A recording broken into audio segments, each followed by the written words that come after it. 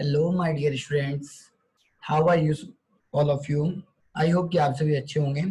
तो आज हम जो डिस्कस कर रहे हैं वो डिस्कस कर रहे हैं अपना जो जेई मेंस का जो एग्जाम हुआ था जनवरी में।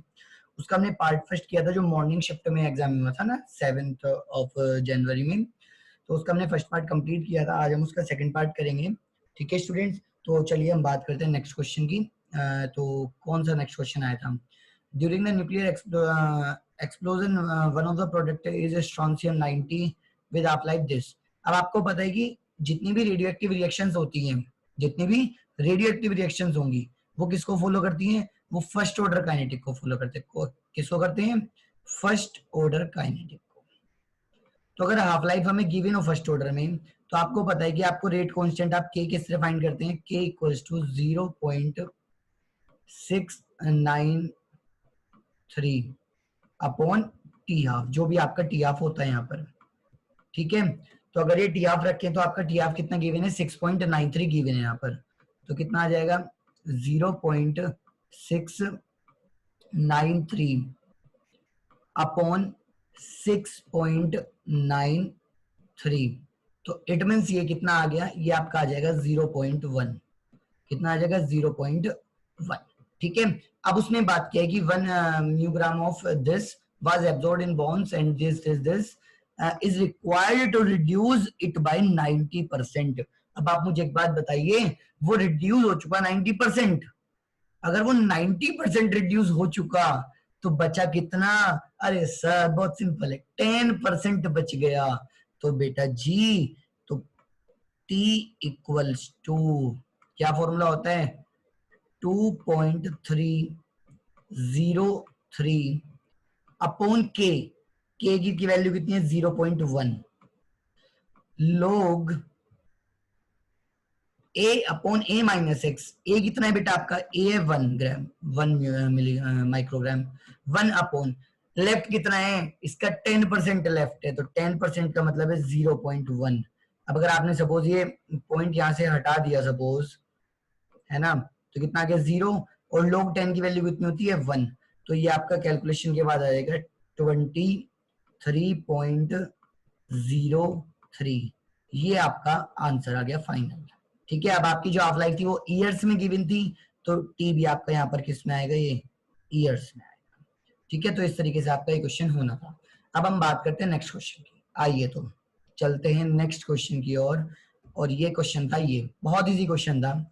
बहुत सिंपल सी ट्रिक से बताऊंगा। अगर n की वैल्यू 5 हो सपोज, तो आपने पढ़ा था कि m की वैल्यू सर कितनी होती है? m की वैल्यू होती है हमारी n स्क्वायर। कितनी होती है? n square. n मतलब 5, तो 5 का स्क्वायर कितना हो गया? 25। कितनी हो जाती है? 25। अब आपको पता है m की एक वैल्यू के लिए, m की एक वैल्यू के लिए s की दो वैल्यूज होती हैं। कौन कौन सी? एक तो प्लस हाफ और एक क्या होती है? Minus half. तो मतलब अगर m की वैल्यूज 25 हैं तो टोटल s की वैल्यू कितनी होंगी? टोटल s की वैल्यू होंगी 50। लेकिन उसने तो केवल हमसे प्लस हाफ पूछी है। कितनी पूछी है? Plus half. तो इट मीन्स ये आपका फाइनल आंसर क्या हो जाएगा? आपका फाइनल आंसर हो जाएगा 25। Clear students? तो नेक्स्ट क्वेश्चन की बात करते हैं। बहुत इजी क्वेश्चन था ये भी। नेक्स्ट की बात करते हैं। A solution of M chloro aniline, ये जो भी गिवन है सब कुछ बहुत इजी क्वेश्चन था। aniline, m-chlorophenol and m-chlorobenzoic acid is in ethyl acetate was extracted with initially this। सबसे पहले NaHCO3 से रिएक्शन किया गया है। अगर आप मुझे बता दें NaHCO3 कौन रिएक्शन करता है इससे? अरे सर इससे करता है बेंजोइक एसिड। क्यों? क्योंकि आपने पढ़ा है कि COOH जो आपका फंक्शनल ग्रुप होता है, जो कार्बोक्सिलिक एसिड फंक्शनल ग्रुप होता है, उसकी आइडेंटिफिकेशन करने के लिए आप NaHCO3 को, बाइकार्बोनेट को ऐड करते हैं। तो आपका जो फ्रैक्शन ए है वो क्या है? M chlorobenzoic acid. तो इसका मतलब ना तो आपका आंसर ये वाला होगा, ना आपका आंसर ये वाला होगा। तो या तो आपका आंसर फर्स्ट हो सकता है या आपका आंसर फोर्थ हो सकता है। अब नेक्स्ट देखिए, the left over benzoic face was extracted with dilute NaOH। क्या दे रहा है ये? Dilute NaOH। तो इसका मतलब क्या होगा? बता दो मुझे फटाफट। डाइल्यूट NaOH में कौन देगा? सर बहुत सिंपल सा है डाइल्यूट NaOH में, तो कौन देता है बताइए जल्दी फटाफट मुझे स्टूडेंट्स। तो कौन देता है ये सब? ये सब आपका फिनोल ही तो देगा NaOH के साथ, जिसमें क्या होगा फिनोल। भाई होता क्या है, OH ग्रुप है सपोज, और आप उसकी रिएक्शन NaOH से करा रहे हो, तो क्या होगा H2O बाहर हो जाता है और बन जाता है O positive O negative Na positive, ये बन जाता है। तो NH2 तो रिएक्शन ही नहीं करेगा, तो इसका मतलब जो आपका B था वो फिनोल था, और C क्या है आपका एनिलीन है। तो इसका मतलब आपका जो फोर्थ ऑप्शन था वो बिल्कुल यहाँ पर आपका करेक्ट ऑप्शन था। ठीक है माय डियर स्टूडेंट्स, चलिए नेक्स्ट क्वेश्चन की बात करते हैं।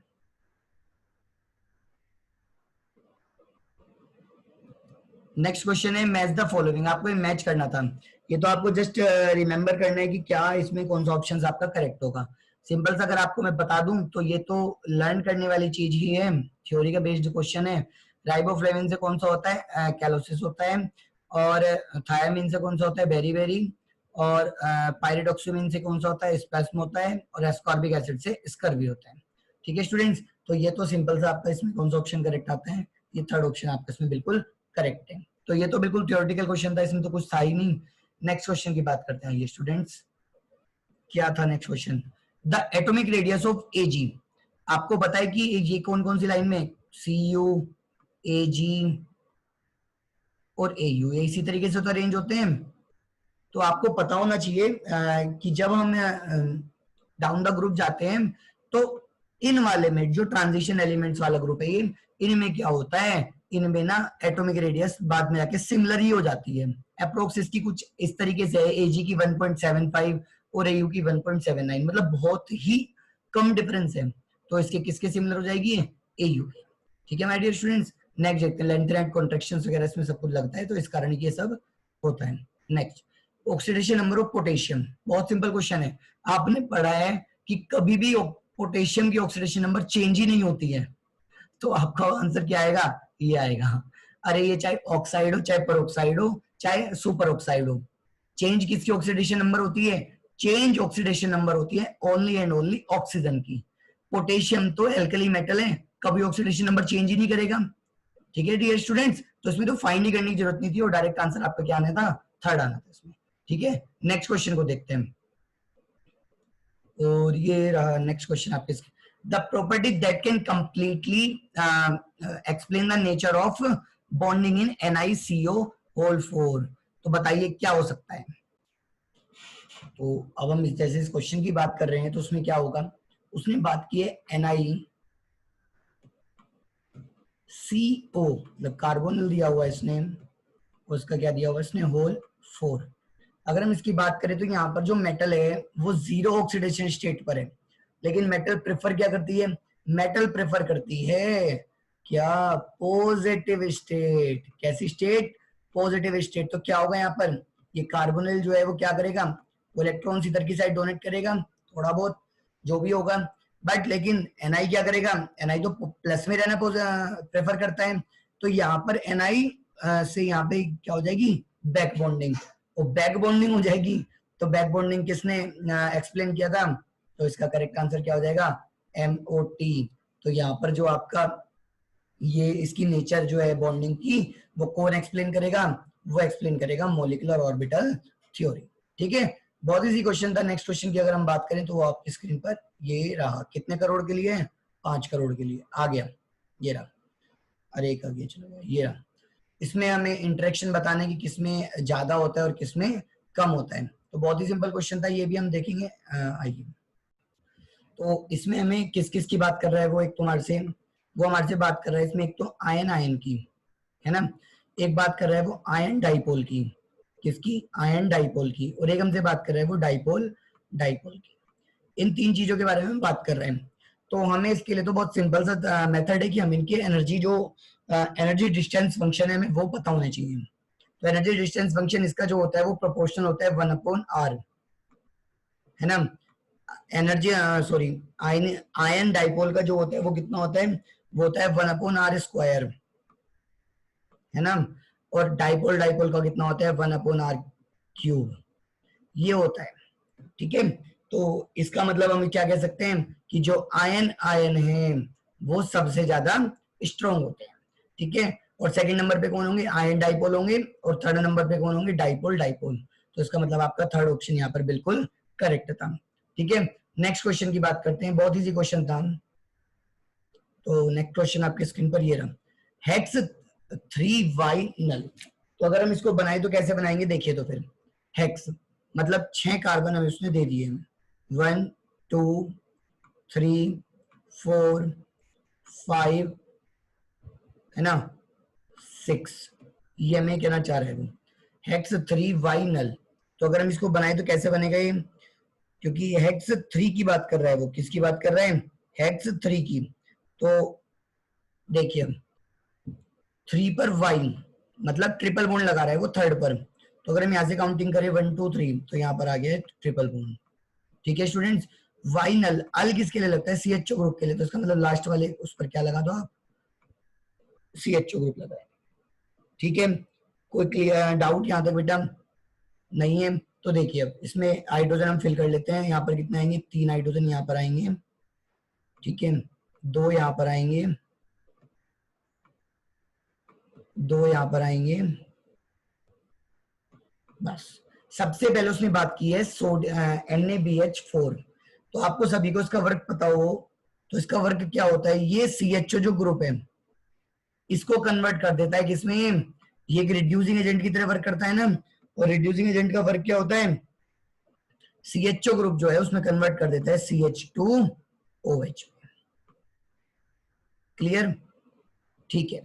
फिर उसके बाद दिया है इसने PBr3, इसका क्या वर्क होगा, ये क्या करता है, सर ये तो बहुत सिंपल सा है, ये जहां भी हमें OH की जगह Cl ऐड करना हो, Br ऐड करना हो, कुछ भी ऐड करना हो, वहां पर PCl3 से PCl5, आपने 2 मेथड पढ़े होंगे ना, तो उससे रिएक्शन करा देते हैं। तो क्या होगा, यहाँ पर OH ग्रुप की जगह आ जाएगा Br, ठीक है स्टूडेंट्स, ये भी क्लियर हो गया।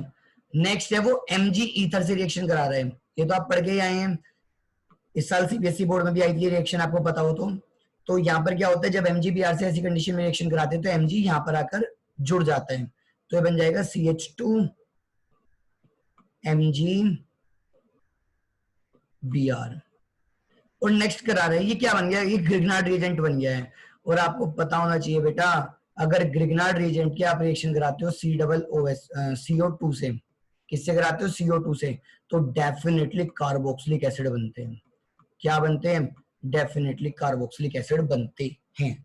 अब अगर हम बात करें, हमारा ट्रिपल बॉन्ड तो रिड्यूस हुआ ही नहीं कहीं भी, हमारा ट्रिपल बॉन्ड क्या था, कहीं रिड्यूस हुआ ही नहीं, तो फिर अब कैसे करें सर, तो अब हम क्या कर सकते हैं इसमें, तो इसका मतलब हमारा यही ऑप्शन करेक्ट होगा। तो हमारा जो सेकंड ऑप्शन है वो हमारा बिल्कुल करेक्ट आएगा यहाँ पे, क्योंकि क्यों, जब हमारा ट्रिपल बॉन्ड रिड्यूस हुआ ही नहीं है और उसने ट्रिपल बॉन्ड केवल एक उसमें दिया है, तो इसका मतलब हम बिल्कुल अपनी जगह सही है, ठीक है। चलिए नेक्स्ट क्वेश्चन की बात करते हैं। स्टूडेंट्स अगर आपको कुछ भी डाउट्स है आप मेरे से पूछ सकते हैं, कमेंट सेक्शन में लिख सकते हैं, then I will reply. In comparison of zeolite process for the removal of permanent hydrates the synthetic resins method is. Theory based question है, कुछ खास क्वेश्चन नहीं था, तो थ्योरी बेस्ड क्वेश्चन है बिल्कुल ही। तो क्या करते हैं हम इसमें, the synthetic resin method is more efficient as it can exchange only cation. तो क्या करता है, कैटायन का एक्सचेंज करता है, तो इस कारण वो क्या हो जाता है, मोर एफिशिएंट हो जाता है। थ्योरी बेस्ड क्वेश्चन है, कोई खास क्वेश्चन नहीं था, मतलब एवरेज ही क्वेश्चन था, कुछ खास नहीं था। देखिए the electron gain enthalpy of fluorine, chlorine, bromine and iodine. अब मैं आपको एक बात बताना चाहूंगा, डायरेक्टली देखते ही हम इस क्वेश्चन को कर देते हैं। आपको पता होना चाहिए कि जो इलेक्ट्रॉन गेन एंथैल्पी है वो सबसे मैक्सिमम किसकी होती है, सर वो होती है क्लोरीन की। किसकी होती है, क्लोरीन की। तो इसका मतलब क्लोरीन की वैल्यू सबसे मैक्सिमम होनी चाहिए थी। यहाँ पर देखिए, यहाँ पर दिया हुआ है 349, यहाँ पर दिया है 325, यहाँ पर दिया हुआ है 325, यहाँ पर दिया हुआ है 333। अरे तो बेटा किस में मिल रही है, सर फर्स्ट में मिल रही है सबसे मैक्सिमम, तो इसका मतलब फर्स्ट ऑप्शन आपका बिल्कुल करेक्ट था यहाँ पर। तो ये तो आपको जस्ट आपको एक कॉन्सेप्ट पता होना चाहिए था कि इलेक्ट्रॉन गेन एंथैल्पी मैक्सिमम किसकी होती है, देन आपका ये आंसर आ जाता। ठीक है, नेक्स्ट क्वेश्चन की अगर हम बात करें तो देखिए आपकी स्क्रीन पर ये रहा, the purest form of commercial iron is. ये तो आपको सभी को पता है रोट आयरन कैसा होता है, सबसे मैक्सिमम अप्रोक्स 98% या 95% के अप्रोक्स इसमें क्या होता है, प्योरेस्ट फॉर्म होती है, जो आयरन होता है इसमें वो बिल्कुल प्योरेस्ट फॉर्म में प्रेजेंट होता है। तो सबसे प्योरेस्ट फॉर्म कौन सा है, वो सबसे प्योरेस्ट फॉर्म है रोटा। ठीक है, कोई बेटा कुछ नहीं था इस क्वेश्चन के अंदर भी, मतलब थियोरेटिकल क्वेश्चंस थे और कुछ था ही नहीं क्वेश्चंस के अंदर। At 35 degrees Celsius, the vapor pressure of CH2 is 512 mm Hg and that of acetone is 344 mm Hg. A solution of CH2 in acetone has a total vapor pressure of 600 Hg. The false statement amongst the following is, हमें इसमें क्या बताना है, जो हमारा false statement है वो हमें इसमें बताना है। बताइए स्टूडेंट्स। तो अगर हम इस क्वेश्चन की बात करेंगे, इसमें हम देखते हैं कि हमारे पास एक कंपोनेंट क्या है, CH2 है। क्या है, CH2 and another one is acetone. Suppose हम इसका ग्राफ बनाएंगे, आपने देखा होगा आपके एनसीईआरटी बुक्स में ऐसे ग्राफ भी गिवन है ना। तो अगर सपोज आपका यहाँ पर CH2 है ना, और यहाँ पर क्या है मरकरी Hg, तो अगर इनका हम डेविएशन देखेंगे तो उसने क्या कहा था कि जो रिजल्टेंट आएगा वो इन दोनों वैल्यूज के बीच में आएगा। उसने यही तो बोला था कि जो मैक्सिमम वैल्यू होगी, जो मिनिमम वैल्यू होगी, जो सॉल्यूशन की वैल्यू होगी वो सॉल्यूशन के वेपर प्रेशर की वैल्यू होगी वो इसके बीच में आएगी। लेकिन ये तो कहां चला गया, ये तो ऊपर की साइड जा रहा है कहीं 600 यहाँ पर। तो इसका मतलब है कौन सा डेविएशन शो कर रहा है, ये कर रहे हैं पॉजिटिव डेविएशन शो। कौन सा डेविएशन, पॉजिटिव डेविएशन। और पॉजिटिव डेविएशन का अगर मैं मतलब बताऊं आपको, तो पॉजिटिव डेविएशन में जो आपका डेल्टा एच है वो भी क्या होता है, वो भी आपका प्लस होता है, एंड डेल्टा वी भी आपका क्या होता है, प्लस होता है। इसका मतलब वॉल्यूम क्या होता है, इंक्रीज होता है। अब उसने पहला ऑप्शन पढ़िए, a mixture of 100 ml of CH2 and 100 ml of acetone.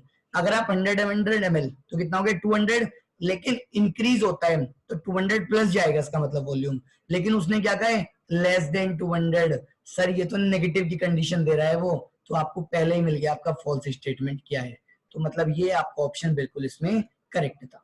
तो राउट लॉ इज नॉट ओबेड, ये भी बिल्कुल सही बात है। तो सेकंड भी बिल्कुल करेक्ट है, CH2 and acetone is less extracted, बिल्कुल बस सही बात है, लेस एक्सट्रैक्टेड है। हीट मस्ट बी एब्जॉर्ब, ये भी बिल्कुल सही बात है। तो आपका इनकरेक्ट स्टेटमेंट क्या है, इनकरेक्ट स्टेटमेंट आपका नंबर फर्स्ट है। ठीक है, चलिए नेक्स्ट क्वेश्चन की बात करते हैं। क्या नेक्स्ट क्वेश्चन है, among the following the which one is not proposed by Dalton. अब अगर आप मैं बात करूं, बहुत सिंपल सा क्वेश्चन है, 9th-10th लेवल का क्वेश्चन है, कोई इतनी बड़ी बात नहीं थी इस क्वेश्चन के अंदर। अब मुझे एक बात बताइए, डाल्टन ने टेम्परेचर प्रेशर से रिलेटेड कुछ भी नहीं बोला है, क्या कुछ बोला है उसने, कुछ भी नहीं बोला है। अगर आप सेकंड स्टेटमेंट की बात करें, when gases combine or reproduce in a chemical reaction they do so in a simple ratio by volume provided। अरे ये तो उसने गेल-उसाग स्टेटमेंट दे दिया। कौन सा स्टेटमेंट है ये गेल-उसाग स्टेटमेंट। तो ये तो मतलब ही नहीं है, ये तो गेल-उसाग स्टेटमेंट है। और उसने कहा कि कौन सा स्टेटमेंट जो है वो डाल्टन ने नहीं दिया है, तो सेकंड स्टेटमेंट आपका डाल्टन ने नहीं दिया है। और सब statement, matter consist of individual atoms, ये भी है। Chemical reaction involves reorganisation of atom, there are neither created no destroyed, ये भी बिल्कुल सही बात है। All the atoms of a given, ये भी बिल्कुल सही बात है। तो ये जो आपका सेकंड स्टेटमेंट है ये हमारा डाल्टन ने नहीं दिया है। ठीक है, आइए नेक्स्ट क्वेश्चन की बात करते हैं। रियली में बहुत ज्यादा इजी एग्जाम आया था, अगर आप अच्छे से करके आए। सबसे इजी क्वेश्चंस मैं इसको मानता हूँ, फ्री के मार्क्स थे आपके इस क्वेश्चन के अंदर। अगर आप बात करें इसमें क्या ही आपकी कुछ कुछ अगर आपको रिएक्शन ध्यान आ रही हो, मुझे आ रही है थोड़ी थोड़ी सी रिएक्शन ध्यान। अगर आप इसमें क्या काम करो, यहाँ पर एक हाइड्रोजन मान लीजिए क्या होता है ये। अगर आप इस हाइड्रोजन को क्या करें, इस किसके साथ, इस Cl के साथ बाहर भेज दें, किस फॉर्म में, HCl की फॉर्म में। तो क्या फॉर्म होता है, कोई मुझे बता देगा जरा। देखो चलो बनाते हैं तो शायद कुछ ध्यान आ जाए। यहाँ पे आपका N है और इस N से दो मिथाइल ग्रुप अटैच है, Me2। ठीक है, अगर मैं इधर से जोड़ दूं, इधर HCl बाहर हो गया तो क्या बनाइए, यहाँ पे Na2 नहीं आता बेटा, यहाँ पर N2 आता है। ये थोड़ा सा करेक्शन है टाइपिंग में। तो क्या जाता है, N2 आ जाता है यहाँ पर, है ना। और ये बाकी का आपका एज इट इज साइड में जो भी है, थोड़ा सा मैंने ऐसे बना दिया। ठीक है इसको। अरे ये क्या बन गया सर, ये तो बहुत फेमस कंपाउंड है, मुझे पता लग गया क्या है ये। अरे सर ये तो ऑरेंज डाई है, क्या है ये, सॉरी ये तो सर मिथाइल ऑरेंज है। क्या है ये, मिथाइल ऑरेंज। और मिथाइल ऑरेंज किसमें करता है सर, ये तो इंडिकेटर होता है, टाइट्रेशन में वर्क करता है। ये रहा फोर्थ ऑप्शन। उसने कहा था the product x is used किस में यूज होता है? ये तो टाइट्रेशन में यूज होता है सर, एसिड बेस के। सर इतना इजी क्वेश्चन था, मुझे पता ही नहीं था। ठीक है ना, नेक्स्ट क्वेश्चन देखते हैं। आपके स्क्रीन पर ये रहा, देखा कितने इजी इजी क्वेश्चन आए थे। कंसीडर द फॉलोइंग रिएक्शन, ये सब हमें रिएक्शन कंसीडर करनी है, ABCD। Which of these reaction will not produce set product? कौन सी रिएक्शन इसमें क्या करेगी, जो प्रोड्यूस नहीं करेगी सेट प्रोडक्ट? तो देखते हैं अब इसमें इसको कि कौन नहीं करेगा, है ना। हमारा जो ये क्वेश्चन था ये भी बहुत ही ज्यादा इजी क्वेश्चन था। इसमें मैं आपको एक बहुत ही अच्छी ट्रिक बताऊंगा। इसमें क्या है, आप अगर आप बेस की बात करें, यहाँ पर H2SO4 यूज हुआ है, यहाँ पर KOH यूज हुआ है, लेकिन ये देखिए कितना बल्कि बेस बैठा हुआ है। और जब भी बल्कि बेस होता है तो वो कभी भी सेट जेप प्रोडक्ट नहीं देता, वो हाफ मैन प्रोडक्ट देता है। कौन सा प्रोडक्ट देता है? वो हाफ मैन प्रोडक्ट देता है। ठीक है ना, तो कौन सा प्रोडक्ट देता है? हाफ मैन प्रोडक्ट देता है। तो इसका आंसर क्लियरली क्या हो जाएगा? इसका answer clearly second option C हो जाएगा। तो बहुत ही सिंपल क्वेश्चन आएगा। अगर वही वाली बात है कि अगर हम बिल्कुल कॉन्सेंट्रेटली करेंगे चीजों को तो डेफिनेटली होगा, अदरवाइज कुछ नहीं होगा, है ना। तो नेक्स्ट क्वेश्चन को हम देखते हैं आपकी स्क्रीन पर, ये रहा।